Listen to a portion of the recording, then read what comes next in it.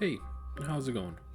So for this review, we're going to be going over Lost in Random, an indie game developed by Zoink Games, who are now a subsidiary of Thunderful Development.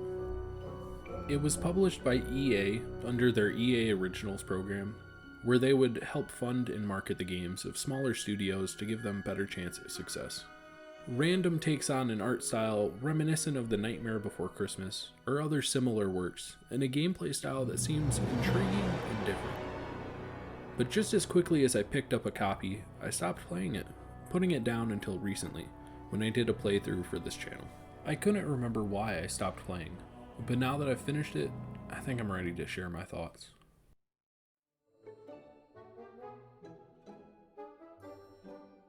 Our story follows a pair of sisters, Odd and Even. In their world, everything is themed around dice and randomness, and on everyone's 12th birthday, they must roll the Queen's Dark Dice to decide which district they belong to. Now it just so happens that it's Odd's 12th birthday, and no one wants her to roll the dice out of fear of losing her. So their family tries to hide her away, rather unsuccessfully, before she's taken to the Queen. Odd ends up rolling a 1. I mean a 6? Sending her off to the Queen's domain. Even gets pretty mad about losing her sister, deciding to run away and try to save Odd, without knowing anything about the world around her or the danger of the Queen's dark powers. And before long, Even gets lost in an ancient dice ruin. She stumbles through the rubble, bumping into sentry bots that look an awful lot like the Queen's robots. While Even avoids their attacks, a small sentient die makes its way to her, helping her fend off the attackers. With the ruins behind them, Even and Dicey set off across the world, visiting each of the 6 zones and helping them with any problems they may have, while still trying to reach Odd and save her from the Queen. Now, I don't have too much to say about the plot as a whole. It was okay. It felt incredibly generic outside of the dice theming for the world.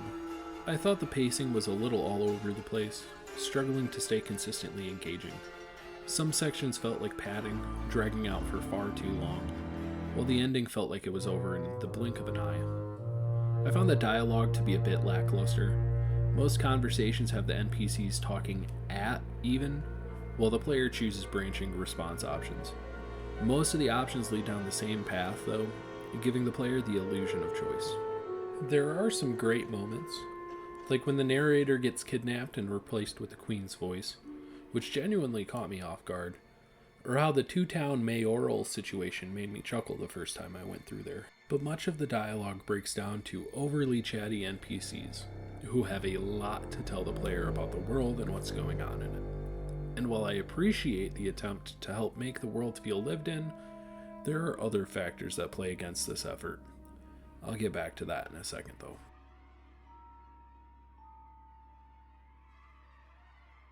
Let's shift away from the plot and talk about the biggest draw to this game, its art direction.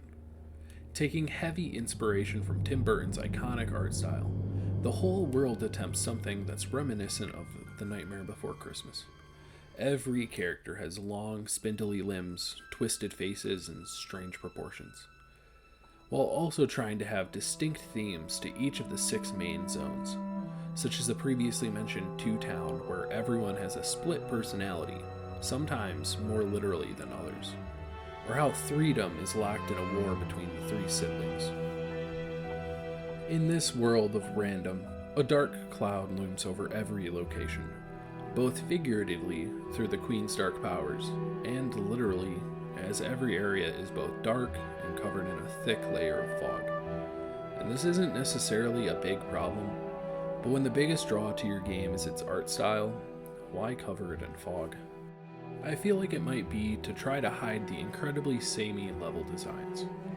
Most zones try to feel different, but are mostly made up of dark corridors, open courtyards, or generic combat arenas. For the most part, the first 2 zones are stylized and intriguing, enticing the player to explore and immerse themselves in the world. But anything after that, up until the last section, is just more of the same from the previous areas. To contrast the repetitive looks to the zones, the world as a whole is quite lived in. There are a ton of NPCs in every town, all with different personalities to try to help them stand apart. Unfortunately, most of the denizens end up being repeat models, reused in almost every area of the game. This, in my opinion, is a massive detriment to the world, making most NPCs seem irrelevant or uninteresting because of how frequently they're seen, often pushing me away from talking to extra characters just because I had seen them 5 minutes ago under a different name. Additionally, I felt that some of the designs themselves were hit or miss. I didn't mind Seymour or the mayor, and Manny Dex is probably my favorite character design. But I just can't shake the comparison of Even to Lanky Kong, or how Royam looks a bit like the Snatcher from A Hat in Time, or just how ugly some of these unique models are.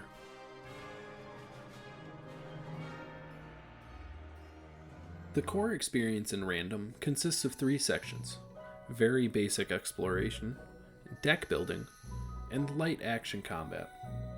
Every town has all sorts of corners for the player to explore, often rewarding the player with coins, the main currency, or rarely a storybook page, the only collectible. There are side quests you can take on as well to mix up the flow of the main storyline. Most of these boil down to simple fetch quests or combat challenges, with all of them rewarding the player with coins and cards. Lost in Random attempts to add deck building aspects to its combat systems. The player has a 15-card deck limit and a 5-card hand size to keep in mind, and it's up to them to build a deck that will be able to handle the countless waves of robots sent after them. Now, where does Even get these cards to fight with? Obviously from the walking shop himself, Manny Dex. You're able to buy cards from him with the coins you earn through battle and exploring. And as you spend with him, he'll reward you with more cards or combat upgrades. While I found the deck building to be a neat concept, it ended up feeling pretty hollow. I was typically only looking for a couple cards because they just dealt with everything. It felt like there was no real viable build variety, with one list to rule them all, and in my case, it was the hammer and the explosive bow. Using the deck in combat felt a bit slow and clunky. To generate cards in hand, Even needs resources, which drop from enemies when she shoots a crystal on them or dashes through them. This does not do any damage to them, unless modified to do so by a card.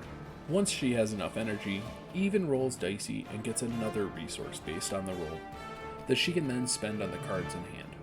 While conceptually interesting, in practice, it was a bit tedious. Most of the combat is spent running around shooting enemies for no damage, which I thought felt disheartening. In the sense that I'm doing all this work to get a bad hand and still not be able to do damage. This is a problem towards the beginning when you lack any card cycling capabilities. There is a dodge function that also generates energy, but it takes a bit to get used to, as it works more like a counter and also doesn't do any damage unless upgraded. Fighting itself felt pretty slow. When I wasn't running around unable to do damage, I was just waiting for openings to hit the enemies. It's a problem in this situation because of how much hit stun is present in general. Both Even and the enemies are capable of stun locking each other to death via how long the hit stun lasts. The only enemy that gave me any trouble was the spear guys for this exact reason. Otherwise, the game isn't that tough, with most of the difficulty being in the form of more enemies. In an attempt to shake up the standard combat, game board gauntlets serve as an alternative challenge. Taking place on a giant game board, Even needs to roll dicey to get the piece to the end. Sometimes the objectives are different, but for the most part, it's just get to the end or kill all the enemies. They serve as a nice distraction at first, but like most of the game, it starts to get repetitive towards the end. Enemy design is another guilty aspect of the overall similarity that plagues this game.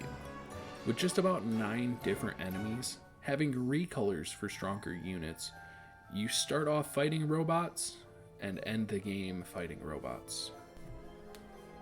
There are boss fights sporadically throughout the adventure, and I enjoyed them more than the general fights, with most of them having a unique attack or their own ability. Sadly, they do resort to adding in waves of robots to add some challenge, and lack any real mechanics to help differentiate them.